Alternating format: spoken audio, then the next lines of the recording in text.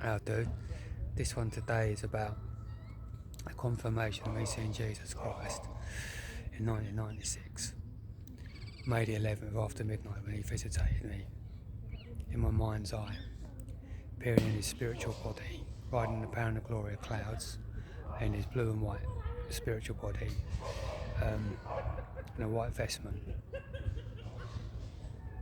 and saving me from the burning flames, basically, of my past life regression that I was in at that time. I've written all this before in my testimony of witnessing son, and I have flogged this a few times, but I'm basically talking about this today for the simple reason: the church of state, or Judeo-Christian religion, is deceiving you into thinking that his blood on the crucifix is going to save you. No one's blood saves anybody. It's about your conscious, actionary, spiritual behaviour that basically saves you. You see, Jesus attained moksha, which is liberation from the material nature. I see him in the spiritual universe in vacant planets, which are 3/4 the size of the quarter size Akshara Brahma material nature, and we're in one Brahmanda in the Akshara Brahma, right?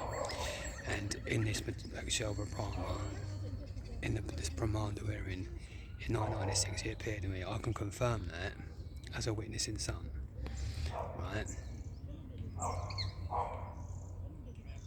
What you got here, the problem is a deception, as I was saying, by this church and the state telling you that his blood is going to save you. No one blood saves you from anything. Only your only spiritual actions will save you from anything of your bactic behaviour, which is basically unconditional love and service, which is how you sexually behave with each other, how you your diet, lacto-vegetarians to vegans, the sexual behaviour, basically being an immaculate conception, which is not monogamy, it's not marriage, it's not vice, it's not adultery, it's definitely not rape, right, which are under law Shiva, right, Vedically, right. The only face which was Jesus' one face was immaculate conception, which is checking adultery and vice and monogamy, you see, and we're seeing each other. That's the sexual part, let alone causing no harm, loss or theft to anybody else in your behaviour either. These are the actions that basically are going to get you moksha from the material nature, if this is what you desire in life. You see,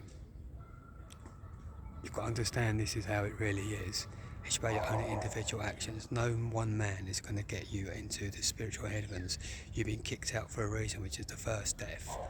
Right, of 10% of people, of the whole 90%, have never fallen into the material natures that we're in the Brahmandas of Akshara Brahmas. Right. The second death is when monetary systems from Treta Yuga, the Silver Yuga, to now the Kali Yuga, the fourth age Yuga that we're in, which is the worst age, is automated, it's up and running, and it's about, that's the second death, because you now got monetary systems, the monetary system laws and all this corruption in our way.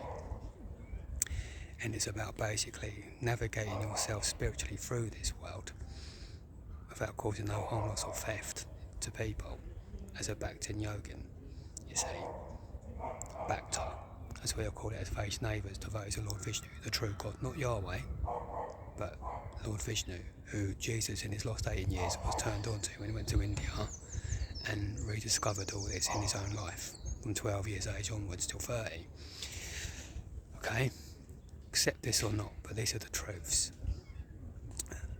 And it's how he rediscovered Lord Vishnu being who the true God is, not the God of Jerusalem being Yahweh or Jehovah or Yaldabaoth, whoever it is that you want to call him, and argue amongst yourself. But that's not the true God. That's a Middle Eastern guardian who's blind in his own power,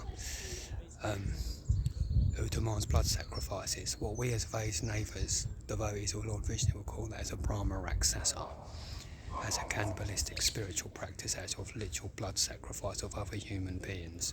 You see, cannibalism, spiritual cannibalism, is what Brahma Raksasa is. See, the extension of that is the Roman Church, you see, from the first rabbinical church of Judaism. So Judeo-Christianity is really practicing the false philosophy and deception of cannibalism, spirituality. It doesn't work like that. It's about your own individual behaviour, which is Rishi, Brahma Rishi, a Vaishnava, Vaishnavi if you're a lady, a female, you know. That's how it really going down in this world. you know, and you've been deceived into thinking any different, you know. This is how it really goes down in this world. You've got to check, realise it or accept it. And if you want moksha from material nature, there's certain ways of behaviour that I mentioned you've got to live by. How you live, you know. Because there's other ways that can basically keep you reincarnated, you see. You're being deceived by systems and all this institution right now, and church and state is here to bind you an institution and keep you locked in this institution and deceive you and give you the run around and keep you locked in legally. If it's not legally, that you've got to pay into anything else, but in other ways. Getting caught up in institution, all sort of like nonsense of all this jargon that they got in your head, you know. Medication doesn't help you.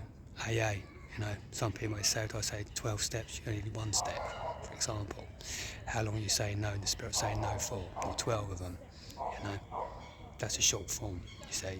No nonsense, transcendental thinking, transcendental talking, you see. We call this living in the transcendental platform, basically it's descended to cyclic succession. What you've got in this world now is Mayavadi, which is this church and state, which is illusory in the material nature, right, which is a monetary, false church and state system, Mayavadi.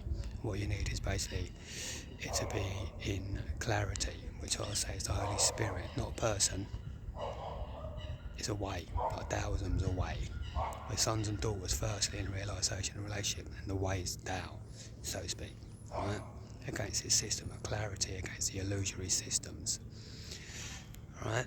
Jesus didn't die on the cross for you. He died and overcome it because he's the invincible Cupid. Right? It's known as Prajuma, or Prajuma if you're a female, the Prajuma expansion. Other name is Kama or Madonna. There's another name for Cupid or sons and daughters, like myself, who's initiated by Jesus, head Cupid or chief son. The rest is up to yourself, where you want to be in your life and what you want to do and accept or not accept what I'm saying. I'm not looking for a following.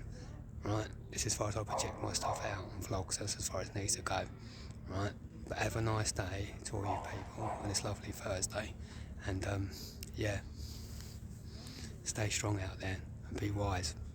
See you later.